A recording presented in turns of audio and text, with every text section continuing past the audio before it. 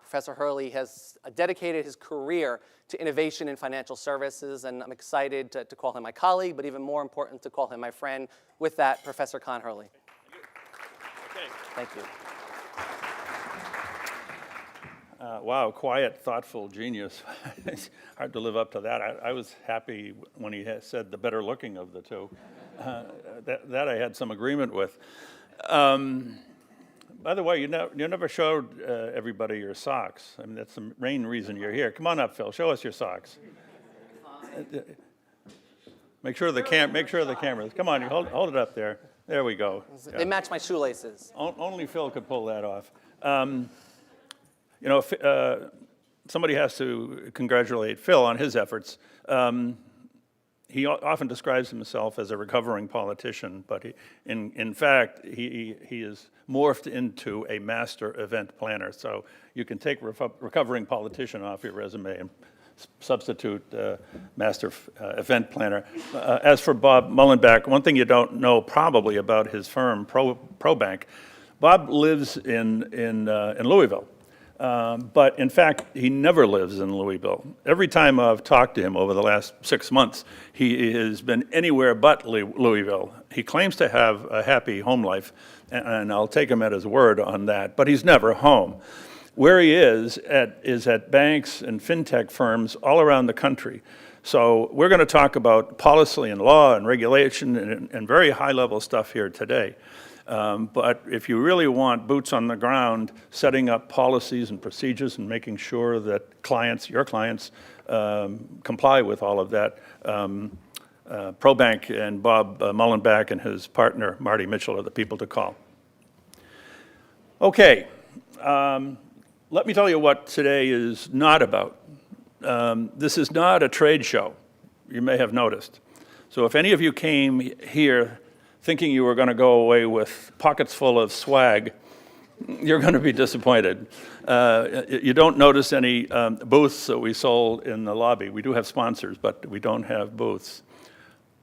What we are here for is for you to learn, for you to network, for you perhaps to get a competitive advantage in the marketplace, whether you're a business or a bank or a lawyer. But most of all, I hope and believe that we're all here today because we have something in us that says that this fintech thing is not just an ephemeral notion that is discussed within meetings like this. Rather, fintech holds the promise of delivering financial services on scale to all segments of our society. One of the speakers today, Karen Shaw-Petrou, has a marvelous book coming out in the first quarter of next year, and it's all about how the reactions to the financial crisis and the financial crisis itself has driven economic inequality. I think the same thing could be said in spades about what fintech can do going forward to ameliorate the effects of income inequality. But something stands in the way of achieving a robust future for fintech. A lot of things stand in the way, but what I'm thinking about particularly is our regulatory apparatus. We tend to think that because this is a sophisticated financial country with deep and broad financial markets and capital markets, we tend to think that we are the best. And in fact, I ran a graduate program at BU for many years that recruited students from around the world for that very purpose. And we have had a remarkably robust financial regulatory system, both at the state and the federal level. But guess what? It's not suitable for the world of today, the world of 5 years from now, or certainly the world of 10 years from now. And I think we all know that in our gut. 50 states, 50 regulators, 50 attorneys general, all of whom want to be either governor or senator of their state. And that's just at the state level. At the federal level, we have 10 plus regulatory agencies, you could all name them, vying in an uncoordinated fashion to regulate this emerging industry. And that's not even talking about the disparity that exists between non-bank financial service providers and bank financial service providers. If you stop a man in the street and you ask him, what do banks count as part of the financial system, he or she would probably tell you 70%. In fact, it's probably 30%, not 70%. So the non-bank bank dichotomy is very important. Another important factor that we don't tend to think of that much, but we experience it every day, is the constant swing of the pendulum on overregulation and underregulation. My personal opinion, we can differ, is that Dodd-Frank gave good regulation a bad name. My personal opinion, and we can differ on that, is that the ideological reaction that we are witnessing in Washington today is not in all cases productive. But we have to deal with that moving pendulum one way or the other.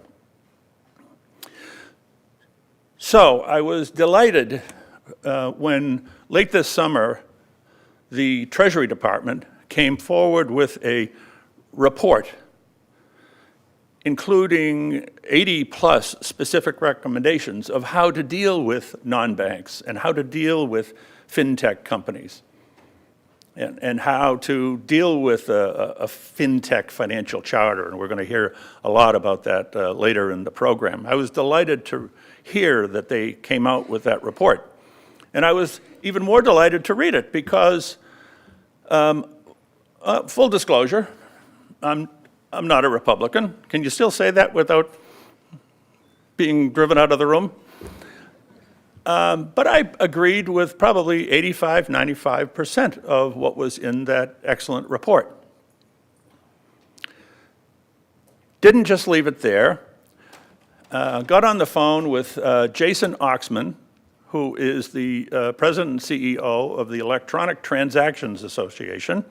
And I said, Jason, you probably read that Treasury is recommending that all of these disparate state laws and unharmonious regulations be somehow harmonized as they relate to payments, which is your bailiwick, and as they relate to lending, which is OLPI's bailiwick. And they've said that within 3 years, they were very specific, if those laws and regulations are not harmonized, then Congress should act, without being specific as to how.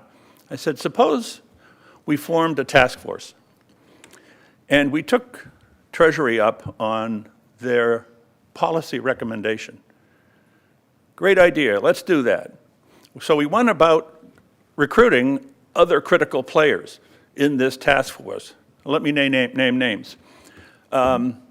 White & Case, is Ben Saul here from White & Case? He's coming later.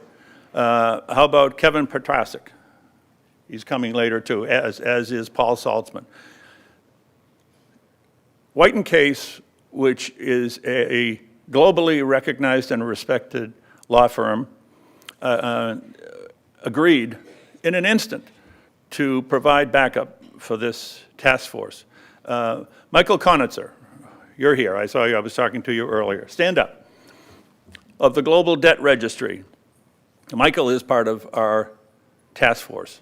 John Betcha, who is a partner of Raj Date in FS Vector, stand up and say hello, is part of our task force. The two principals being Electronic Transactions Association and OLPI.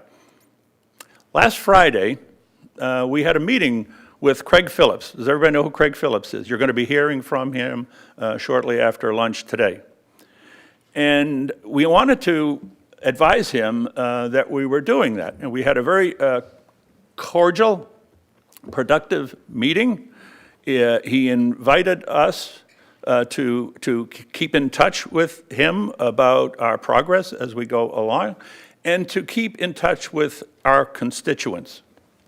Those were his words, our constituents. Well, guess who our constituents are? I'm looking at them. They're you, right? The most wild civil libertarian would agree that some form of regulation is required if fintech, whether in its payments manifestation or its lending manifestation, is to prosper. Even Elizabeth Warren would agree that the current regulatory system we have is broken and is not going to produce innovation, and certainly not responsible innovation that includes reaching out to unbanked people like we would like it. So somewhere in the middle is the sweet spot. As Phil said, we invite you to engage with us. I would like next year, when we convene this 4th summit, to sit down with all of you, perhaps more, not as people who bought a ticket and could register, but people who are truly engaged, who are members of our organization in whatever form. And by that I mean if you are an individual, if you are a consumer, if you are a not-for-profit, if you are a government employee, and paying the outlandish fee we charge to be a member of OLPI is not in your budget, but you're willing to contribute your time, enthusiasm, ideas, and energy, you're in the club. That's the coin of the realm, is enthusiasm and creativity. So I invite you to join in that regard. Shortly after this program concludes, probably within the week, you'll be getting an email from me re-soliciting you on these ideas, right? One of the ideas, and I'm looking at Marshall Lux, who is on our board of governors, one of these ideas is that we have a call for papers. You know, that process. Takes a long time, but we have a year. So we will be issuing a call for papers, asking you and others to write research and produce papers so that at next year's summit, some of you will actually be up here making presentations. I forgot to mention in that regard, another member of our task force is from Boston University Law School. Sabrina Chartrand, you are here, I know. Where are you? Stand up. Please stand up. Sabrina, thank you. You can sit down now. Sabrina is on the staff of the Review of Banking and Financial Law, a publication at Boston University that has been extant for about 40 years, I believe. And that's another possibility, if you take us up on our invitation of a call for papers, is that you not only will present here, but perhaps it would be published in the Review of Banking and Financial Law. And it doesn't have to be law, I would remind you. So engage today. Please join our effort. As Phil said, no one of us can do it alone. I'm confident that there are scores of ideas and proposals and reactions that you have and would like to share. I brought up a prop. This is Treasury's report. Has anybody seen it? Well, most of you have seen it. Has anybody actually held it in your hands other than printing it out on your computer?